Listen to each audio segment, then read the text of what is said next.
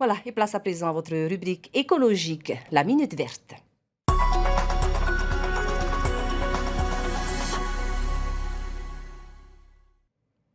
Et comme chaque mercredi, Noémie Chetrit est avec nous ce soir. Yorana, Noémie. Bonsoir Jeanne. Alors, on va parler d'une opération de nettoyage de plage qui s'est tenue à Mahina dans le cadre d'un événement de portée internationale. C'est cela, cette semaine donc je vous parle de nettoyage car samedi c'était le World Cleanup Day, soit la journée mondiale de nettoyage de notre planète. Une journée qui commence en Nouvelle-Zélande et se termine à Hawaï et qui a lieu chaque troisième samedi du mois de septembre depuis 2008.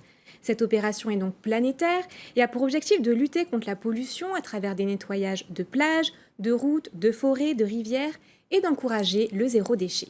Nous avons suivi Project Rescue Ocean, Polynésie, qui a organisé en amont de cette journée une action de dépollution de la plage de Arunu à Mahina. On écoute Adeline Yvon, responsable de l'association au Fénois. On va dire que le World Cleanup Day, c'est tous les jours, c'est toutes les semaines que nous sommes sur le terrain. Il faudrait que la population soit un peu plus engagée et surtout d'arrêter de jeter ses déchets à terre. Parce qu'il faut savoir que 80% des déchets jetés à terre finiront forcément dans les océans. On est tous concernés, parce qu'il faut quand même savoir qu'on vit sur une planète et on n'en a qu'une. Donc c'est urgent de passer à l'action et pour nous, faire des actions, c'est d'être sur le terrain.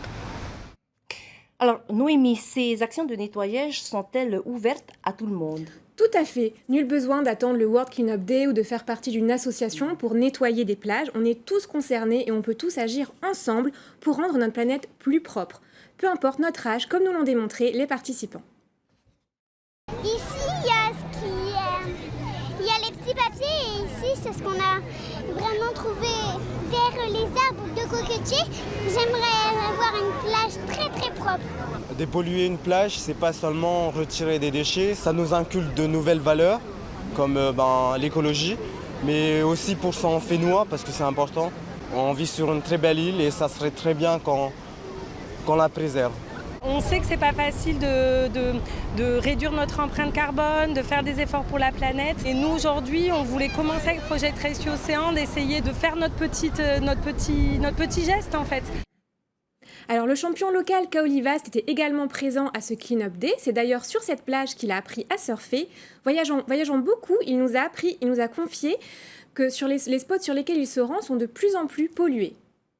On voit quand même que les plages sont de plus en plus polluées. Voilà, des fois, je vais dans des pays où rien que dans l'eau, il y a plein de particules de plastique. C'est vraiment des microplastiques. Et tu t'aperçois vraiment qu'à la maison, enfin à Tahiti et tout, on est quand même privilégié. Enfin, il y a moins de déchets que partout dans le monde. Donc, ouais, il faut vraiment faire attention et c'est maintenant qu'il faut agir, je pense.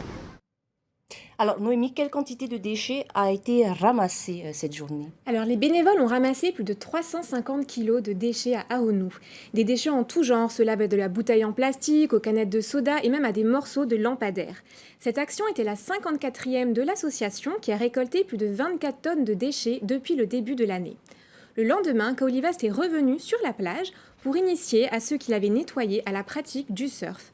De jeunes participants ravis de pouvoir profiter d'une plage propre, qui plus est en compagnie d'un champion local de la glisse. Bien, je te remercie Noémie pour toutes ces informations. Merci beaucoup. Et je rappelle que Project Ocean Rescue Polynésie a reçu samedi dernier le prix du public lors des deuxièmes trophées du Fénois durable organisés par la FAPE et que Benoît Schumann, le fondateur de l'association, arrivera au Fénois à la fin du mois. C'est cela, Noémie. C'est cela. Merci beaucoup, Jeanne. On se retrouve la semaine prochaine pour parler du coco et de tous ses secrets. Et en attendant, on se retrouve sur tntv.pf. À mercredi prochain.